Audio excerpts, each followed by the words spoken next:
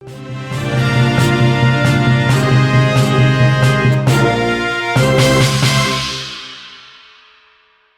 Pengurus Besar Nahdlatul Ulama PBNU Kiai Haji Yahya Kholil Stakuf, angkat bicara mengenai polemik usulan penundaan pemilihan umum atau pemilu 2024.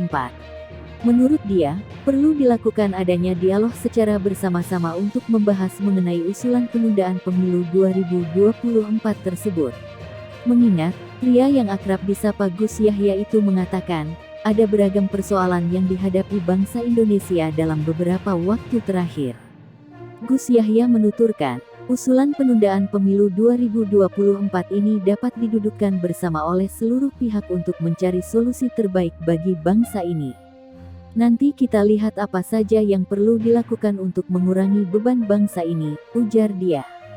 Dia menyebut, banyak cobaan yang datang bertubi-tubi dan musibah yang harus dihadapi. Namun hal itu tidak hanya terjadi di Indonesia, melainkan juga dirasakan di seluruh dunia. Di Indonesia, musibah yang terjadi yaitu mulai dari pandemi COVID-19, banjir beberapa waktu lalu, serta gempa bumi pada saat ini. Memang keadaan yang sulit bukan hanya Indonesia, namun dunia. Kunci menghadapinya harus luwes dan ulet, supaya bisa mengatasi beban yang ada, kata dia.